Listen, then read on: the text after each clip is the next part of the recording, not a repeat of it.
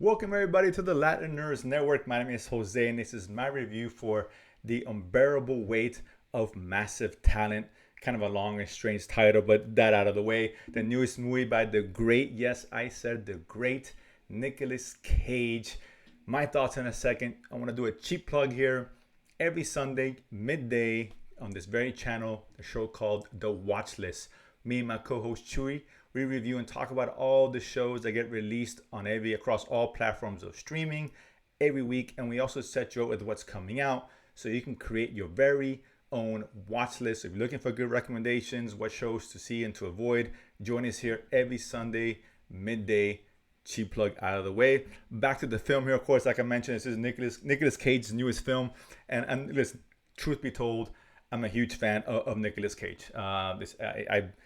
Peak Nicolas Cage is fantastic. You're talking about like all the way from Raising Arizona through Leaving Las Vegas, adaptation, of course, his action years with The Rock, Face Off, Con Air, etc., etc. Yes, I know it took a turn for the worse after the 90s, early 2000s, where he just made just bunch of crap consistently all the time. This guy has some financial issues. Man's gotta eat. I get it. It is what it is. But he's having somewhat of a resurgence. He's being more particular with the movies he's chosen, a lot more unconventional stuff. Movies like Pig and Willy's Wonderland and Mandy stuff. Mandy stuff I really enjoyed over the last couple of years. So I'm kind of seeing him back to more respectability, if you will. Because again, I am a fan. I'm not gonna hide that. And here, what was interesting about this film is that I didn't know much going into it. I read a couple of things about it. Didn't see a trailer. Wasn't sure exactly what this movie was about. And I knew it was a comedy, and that was about it. But it has Nicolas Cage. So when I got the screening, I'm like, well, hell yeah, I want to go see that. Why not? And what's great here is that Nicolas Cage is playing Nicolas Cage. He's playing himself, or a version of himself, which I think is fascinating. Very interesting premise. We have, Nicolas Cage, like himself, is an actor. And it is a very meta-driven film here, very self-aware. So it's going talk about some of the same things that Nicolas Cage went through with financial issues and him making all these movies. And there's a lot of inside baseball jokes, spanning all his films. It'll be Guarding Test, To the Rock, Face Off, etc. So for a Nicolas Cage fan, there's a lot to chew on here, and that's great. Like myself, I love it. But as far as the basic premise, again, it's a strange premise. We have, he's playing himself, and he couldn't get the role he wanted to get, so he decided to retire. But he has financial issues, so he takes a job, making an appearance at a birthday party, and he's flown all the way across, halfway across the world to Spain, for the party of this kind of a rich oil tycoon. Who, unbeknownst to Nicolas Cage, actually has a hidden agenda. This tycoon is played by Pedro Pascal, who I think is great. He, is there to have Nicolas Cage read a script that he wrote. He wants to work with him. He's a massive cinephile, and more importantly, a massive Nicolas Cage fan. And again, who isn't, right? That's what I'm talking about. So Nicolas Cage at first is reluctant to doesn't even want to be there, but ends up striking a bond and a friendship with Pascal's character.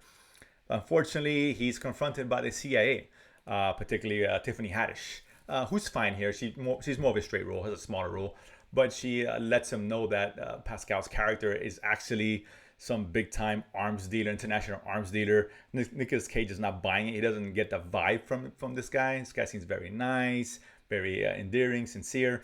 But that's what he's told, and Pascal has kidnapped the daughter of the presidential candidate. So Nicolas Cage is coaxed into going along with it and working with the CIA to try to find out where this daughter is being kept at. He's doing it reluctantly because he does end up liking Pascal's character.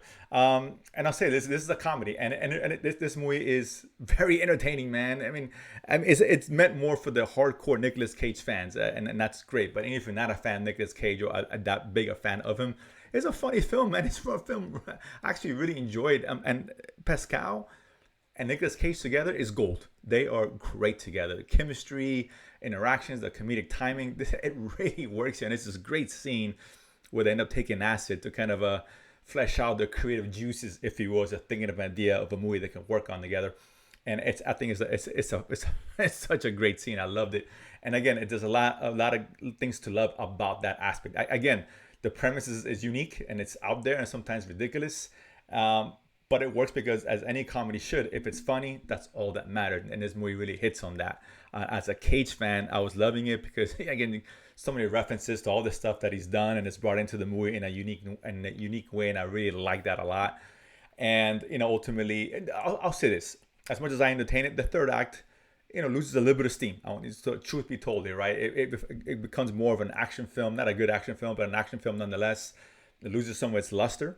Goes on a little bit long. There's some logic issues with what ends up happening with Pedro Pascal's character, but not a big deal. It didn't take away from my overall enjoyment of the film. This is just a really unique and interesting and funny comedy starring the great Nicolas Cage and doing what he does. He's playing himself, so all the tropes, all the stuff that he normally brings to the table, his nuance, his performances is all there and even exaggerated to an amazing degree here. And it's even a younger version of himself. They did some de-aging technology where Nicolas Cage is talking to himself as a fictional version of himself that he talks to. And this is a young Nicolas Cage looking like, he just come off Moonstruck or Vampire, Raising Arizona, what have you.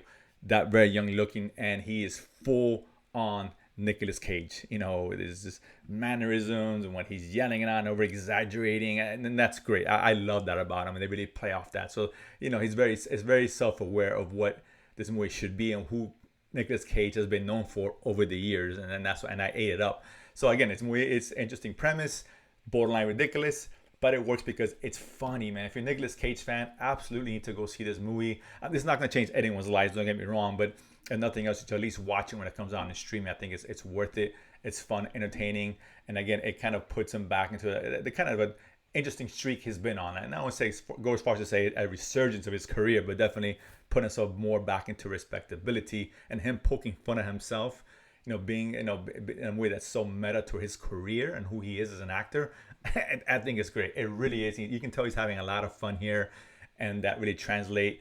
And you can, if you're an audience member, you're gonna feel that. You are gonna laugh again. And I want to see more Pascal and this guy together. I never thought this was a pairing that would work, and man, it does. And it really carried the film here. So from that aspect, yeah, I enjoyed it a lot. I think deep Nicolas Cage fans are gonna enjoy it as well. That being said, if you do, check it out. Let me know when you guys thought. And of course, if you haven't done so already, subscribe below and feed money to go to the movies and talk about it afterwards. See you guys next time.